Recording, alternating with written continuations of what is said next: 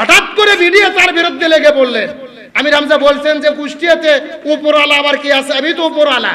এটা নিয়ে তুমুল আলোচনা যে আমির হামজা নিজেকে উপরওয়ালা দাবি করলেন, শিরিক করলো, গুনাহ করে ফেললো। আসল ঘটনা জানার কেউ চেষ্টা করে না। মেডিকেলে ভিজিটে গেছেন, হসপিটালে কিছু লোক আসে বলতেছে, আমির হামজা ভাই আপনি তো ভালো ভালো বক্তব্য দিচ্ছেন, কিন্তু আমরা তো ভালো কাজ করতে পারি না, উপরে কিছু দায়িত্বশীল আছে, উপরওয়ালাদের কারণে আমরা ভালো কাজ করতে পারি না। তখন আমির হামজা বলতেছে, কোন উপরওয়ালা আপনাদের ভালো কাজ করতে দেয় না ওটা আমি দেখব। এখন আমি তো এমপি, আমি তো দায়িত্বশীল, আমারই তো দায়িত্ব, আমি তো উপরওয়ালা, আমার উপর আবার কে আছে? এই কথার কি কোনো ভুল আছে? উনি বললো কি, আর মিডিয়াতে প্রচার করতেছে আমির হামজা আল্লাহ দাবি করছে, উনি নাকি উপরওয়ালা। নাউজুবিল্লাহ বলেন।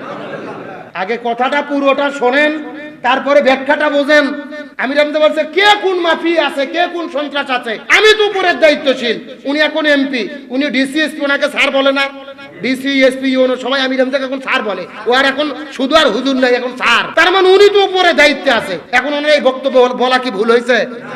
উনি বললো কি, আর এরা প্রচার করতেছে, কিছু কিছু হুজুর থাকে একেবারে ফতোয়া দেওয়ার জন্য বসে থাকে। এত বড় হুজুর নিজেকে উপরওয়ালা দাবি করলো, শিরিক করে ফেলেছে। এই সমস্ত বাটপারদের বলতে চাই, হিংসাত্মক থেকে ফতোয়াবাজি করেন না। আগে কে কোন পরিস্থিতিতে কোন বক্তব্য দেয় ওটা পুরোটা শুনে তারপরে ফতোয়াবাজি করা দরকার।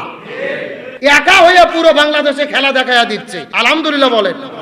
এক আমির হামজা, এক আমির হামজা পুরো দেশের মানুষকে খেলা দেখাচ্ছে যে কিভাবে এলাকা থেকে চাঁদাবাজি নির্মূল করতে হয়। তিনি ঘোষণা দিয়েছে, কে তোমাদের কাছে চাঁদা চাই আমার নাম বলবা, যে আমির হামজার কাছে টাকা দেওয়া আছে, যাও তার কাছ থেকে নাও, কোন বাপের বেটা আসে আমি দেখি। আল্লাহু আকবার বলেন। আমির হামজা বলেছেন, শুধু কোটি কোটি টাকা নয়, পুরো কুষ্টিয়া যদি আমার নামে লিখে দেওয়া হয় তাও আমি অন্যায়ের সাথে আপোষ করব না, চাঁদাবাজির সাথে আপোষ করব না, অন্যায় মেনে নেব না। বলেন আল্লাহু আকবার।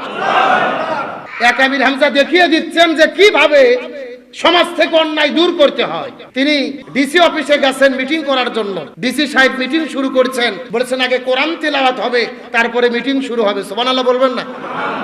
কোরআন তেলাওয়াতের মাধ্যমে ডিসি সাহেব সবাইকে নিয়ে মিটিং শুরু করলেন। ডিসি সাহেব মাইক নিয়ে বক্তব্য দেওয়া শুরু করলেন যে এত দামি সোফা আর চেয়ার এখানে কেন লাগানো হলো, সরকারের টাকা কেন অপচয় করা হলো। আলহামদুলিল্লাহ বলেন। এরকম বক্তব্য 54 বছর পার হলো স্বাধীনতার, কোন ডিসির মুখে শুনছেন? বলতেছে এই যে এত দামি চেয়ার কিনা হয়েছে সরকারি টাকা দিয়ে, এটা তো অপচয়, এই অপচয় করা যাবে না। ভালো বক্তব্য দিলেন, চাঁদাবাজি নির্মূল করতে হবে, সন্ত্রাস নির্মূল করতে হবে, সমাজকে ভালো করতে হবে।